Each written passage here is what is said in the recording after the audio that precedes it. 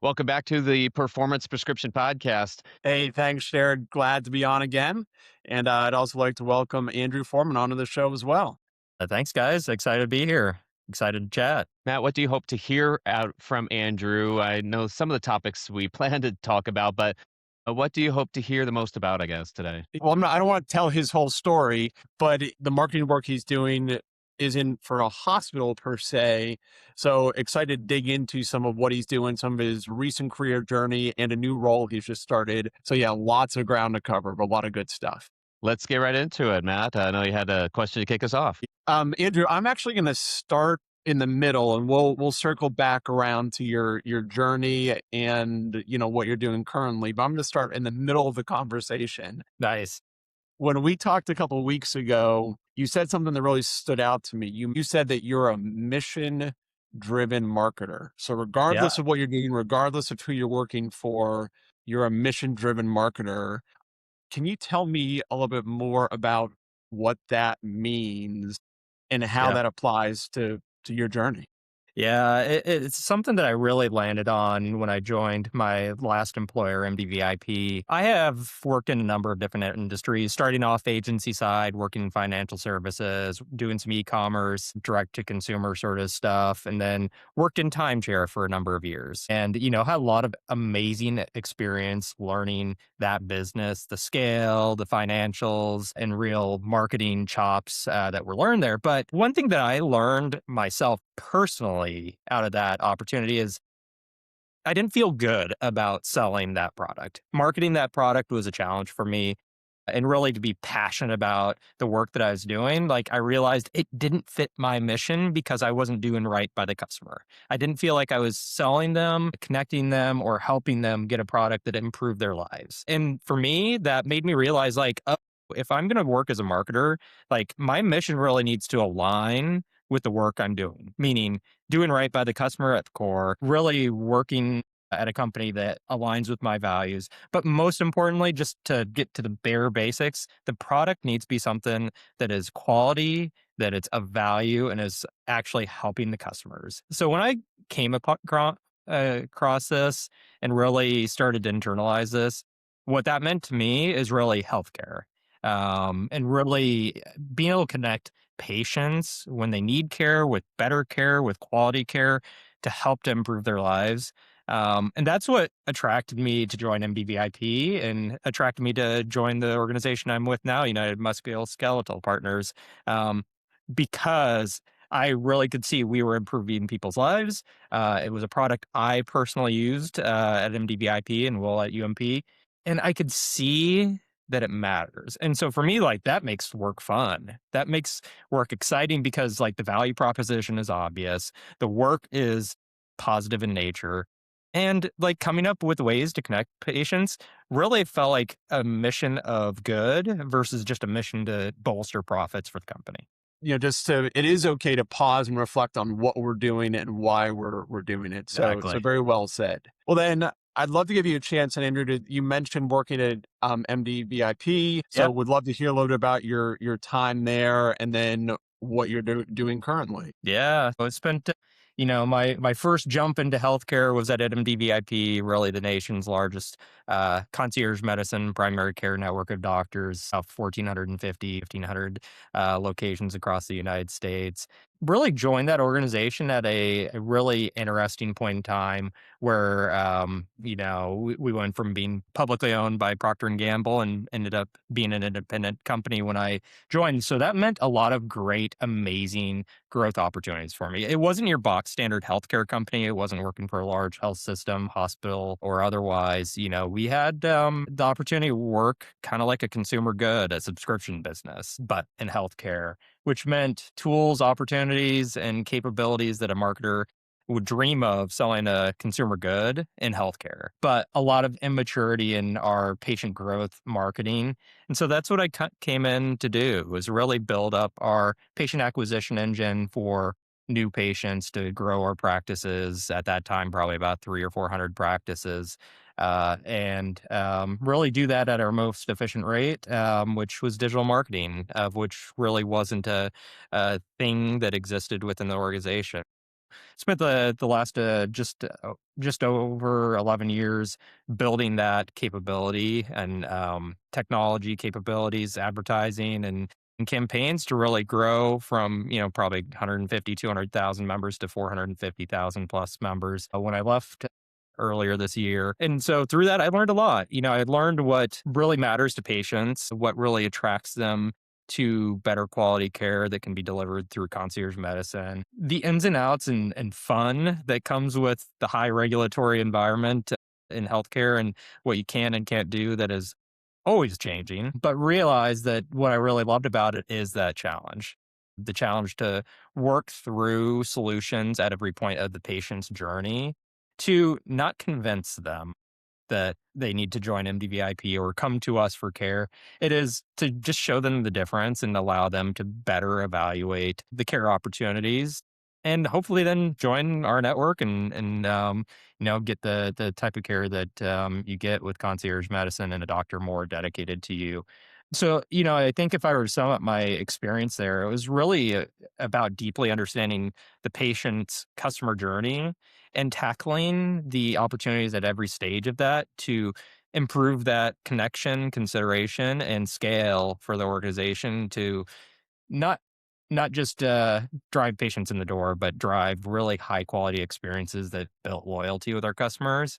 And did that at a rate that meant that we could do it repeatedly day in, day out. And that's really what I love about my stint there. MDVIP had a great understanding of who our patients were, great capabilities to do the work, like I just said, and do that, with just repeated improvement over time. And so I've now jumped into a leadership role at United Musculoskeletal Partners as their VP of digital marketing and kind of operating in a similar sort of capacity, just at a different scale for them, being a managed service organization. They kind of act like a internal agency for, all of our practices across different states, but have the similar sort of directive, connect patients with the care that they need and do that the most efficient way and the highest quality way.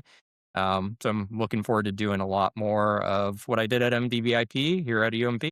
So you mentioned that what your charter is, you're a digital marketer and you're trying to build a patient acquisition engine. And then you contrast that about against what you said earlier, where your mission is you want to bring value to your customers and bring them the best care possible. Are those things in tension ever? The patient acquisition engine versus your mission. How do you balance those two things? Yeah, I think they go hand in hand, honestly. I think at the core of what I do, digital marketing, is really just choosing the best channels to unite patients with care, with the physician, the specialty, the procedure, whatever it may be that they need, and picking the avenue that's going to be in front of them anytime they're considering care, anytime they're researching a doctor, or just researching the symptoms.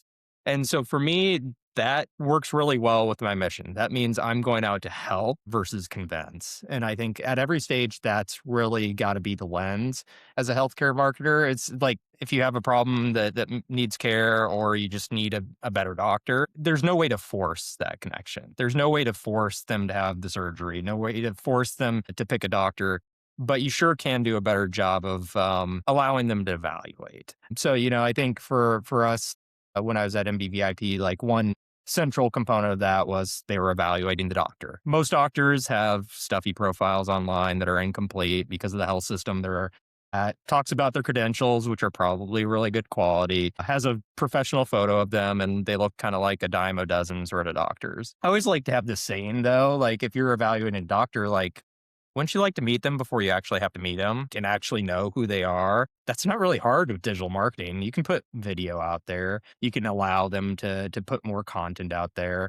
And so we took that approach at MDVIP, and I'm kind of doing the same thing at UMP now, in profiling our doctors, but not interviewing them, not like asking a bunch of questions and asking the tend to be introvert type doctors to try to explain their value proposition really clearly, like you're talking to a salesperson. No, just get them out of their shell and let them talk about what they are passionate about in healthcare. And generally speaking, that takes you on the path that you want to get there and gets them to really talk about what matters to the patient and allows them to evaluate them.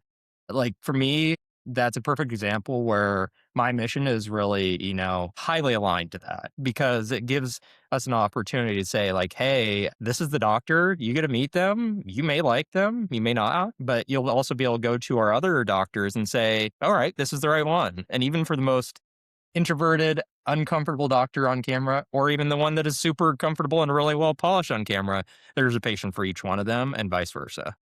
Yeah. So another thing you touched on, and you mentioned this a few minutes ago about the challenges of working in healthcare marketing, the changing regulations. I mean, we could go on and on, but one of the things you said to me in the past is that you want to work in healthcare and not against healthcare. So I have to admit, I talk to a lot of people, and sometimes it seems like healthcare is a tug against the system. Yep. So how do you work in healthcare and not against healthcare? Tell us more about what that means for you. Yeah. When I think about that sort of question, I always think about two specific things: data, attribution, and analytics. And then on the other side of things, creative. I think those are two areas that healthcare marketers are really challenged by. And I think the word on the second one really is the right one for the whole of working in healthcare. You've got to be creative with it. It's hard to navigate data analytics and attribution one because you got to work with PHI. You don't want to put PHI in systems that shouldn't have it. You don't want to capture PHI if it's unnecessary, not for the job. And frankly, a lot of that is challenged in most healthcare organizations because even just connecting a patient with us uh, can turn into a challenge there. So, how do you de identify? How do you reduce those risks and still get to the final piece and use tools out there that help with that? And I think that's one blessing in disguise for the last couple of years. Regulation around tracking and privacy and consent has actually improved. There's a lot of great vendors out there that can help us do these things with less risk. Yeah, okay, it's not as great as if you worked in e-commerce and you can track every single customer buying shoes and track them through their journey and advertise to the extent, but it gets you pretty close. The same thing goes on the creative side of things.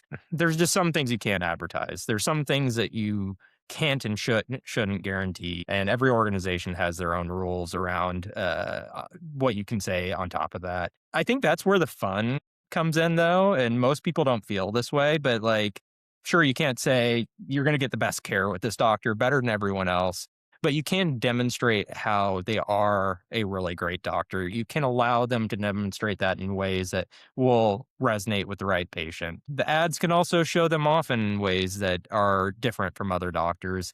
And coming up with those solutions really is kind of the fun part because it takes real work and brainstorming. We're not selling a pair of Nikes.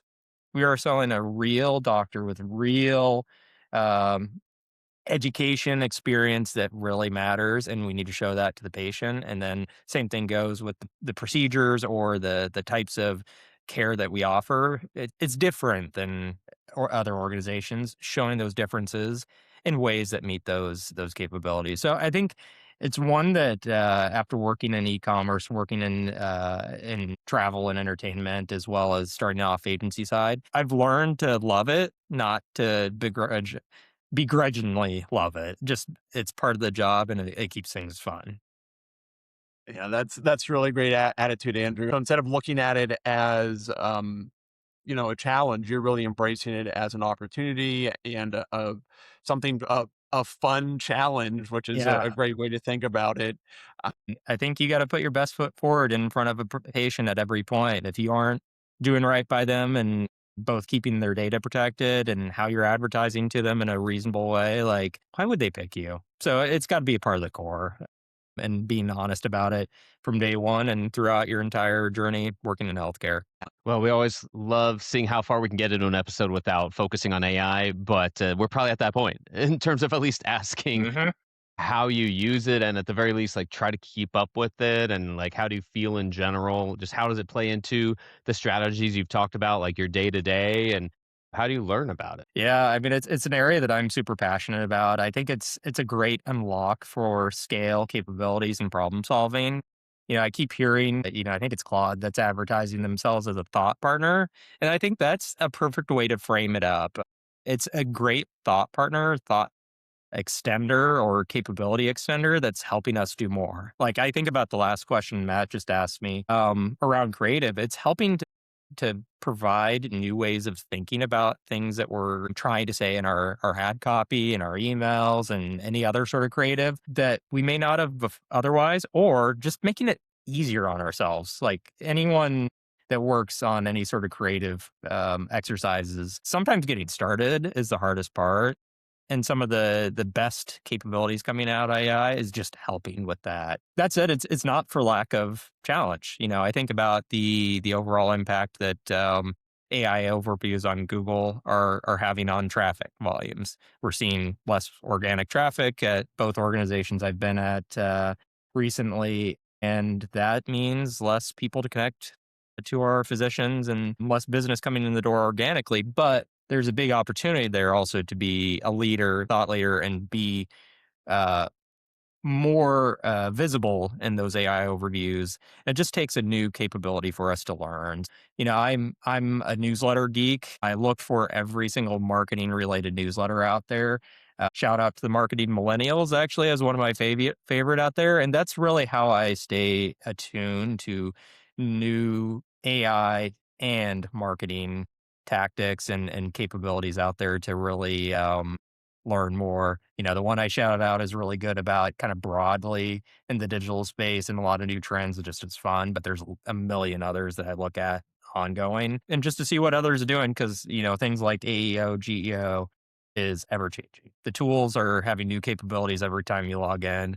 So just being comfortable with the change is step number one. And number two is being excited about it, of which I'm just excited to continue to see the unlocks every single day. Case in point, earlier just used Copilot on my corporate machine and was trying to figure out a meeting agenda, and it just went ahead and scheduled the meeting for me. I didn't know it did that now, but that's a new thing. So always love that excitement.